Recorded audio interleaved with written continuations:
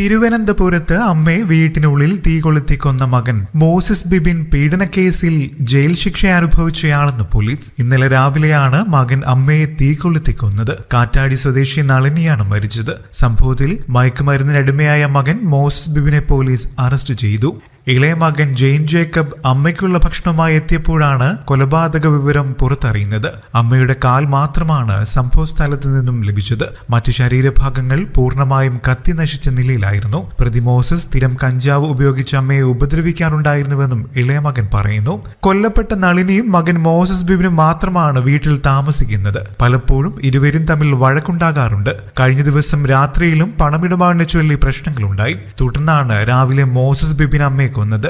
നളിനിയുടെ 2 കാലുകളും സാരി ഉപയോഗിച്ച് കെട്ടിയിട്ട ശേഷം ദേഹത്തേക്ക് പെട്രോൾ ഒഴിക്കുകയായിരുന്നു. കാലൊഴികെയുള്ള ഭാഗങ്ങൾ പൂർണ്ണമായും കത്തിക്കരിഞ്ഞു. നാട്ടുകാർ അറിയിച്ചതിനെ തുടർന്നാണ് പോലീസ് സ്ഥലത്തെത്തിയത്. പോലീസും നാട്ടുകാരും എത്തുമ്പോഴും സംഭവം നടന്ന മുറിക്കുള്ളിൽ തന്നെയിരുന്നു പ്രതി. ആദ്യം ആരെയും അകത്തേക്ക് കടക്കാൻ ഇയാൾ അനുവദിച്ചില്ല.